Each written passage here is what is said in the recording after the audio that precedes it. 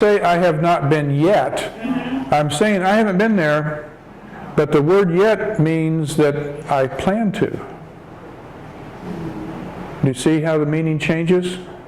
I haven't been, if I just say I haven't been, you don't know whether I plan to go or not. But if I say I have not been yet, it means that I haven't been, but it's on my list of things to do.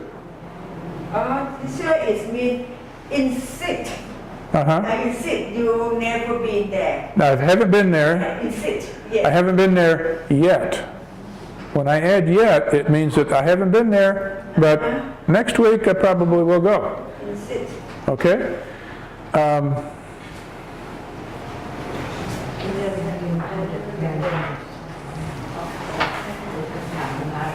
Now we can use a different adverb to change the meaning slightly, like I say. So, I have not been to the Grand Palace lately. I have not been to the Grand Palace yet. If I say that I have not been to the Grand Palace lately, it means that I have been in the past. I just haven't been recently. If I say I have not been to the Grand Palace yet, I have never been, but I plan to in the very near future. Okay? I have not been to the Grand Palace already. I've been to several things. I mean, Brother John took me to see the Jim Thompson house a couple of days ago. Let's see, Sunday. Suraphet took us to Ayutthaya. Did I say that correctly? Ayutthaya.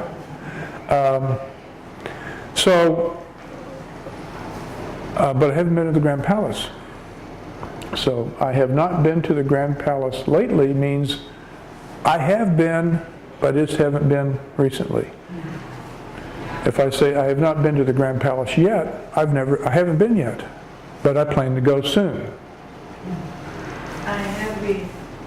I have been to the Grand Palace already means I used to go there. I've been there. And in the past, I have been to the Grand Palace. I have been to the Grand Palace recently. Now, I want you to pay close attention here. I have been to the Grand Palace already means that in the past I have been to the Grand Palace. It could have been yesterday, it could have been last week, it could have been last year, it could have been 10 years ago, it could have been 20 years ago. There's no definition of time here. But if I say I have been to the Grand Palace recently, it means I have a plan to go to the Grand Palace. like it could be last week, could be a couple of days ago, maybe a month or so ago.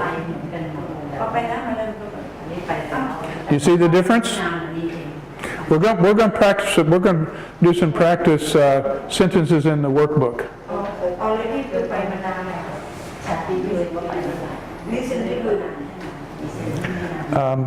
And I sent this last night to everyone's email address. And do I have your email? If you would, yeah. And pardon me? Yeah. And if you want these notes. I sent my email to you on last Saturday. Remember? Yeah. And did you get it? Did you get the notes? Yes. It's on a paper. Yeah. Yeah. And then, but did you get the notes that I sent to you last night? And sure. Okay. Well.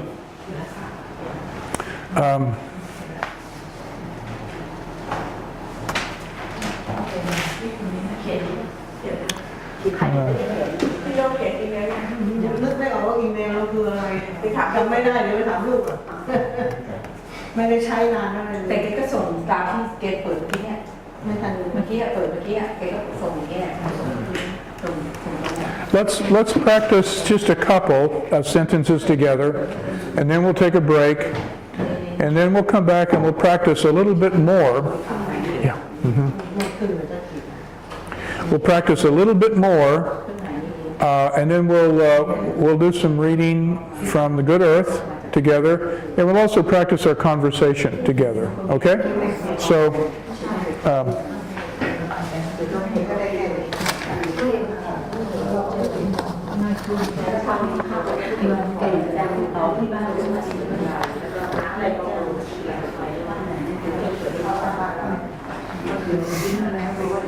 I would like you to turn to page 46. To page 46. To page 46, and we're going to do some practice sentences together, where it says number 2 on page 46, where it says number 2. Okay? Page 46, number 2. Teacher, may I ask you a question? You said that I have been to the Grand Palace recently. You already went to the Grand Palace. Why you use present simple tense? You didn't use past perfect tense. You use present perfect tense, not use past perfect tense, because it's in the past. Mm-hmm. Yes. Well,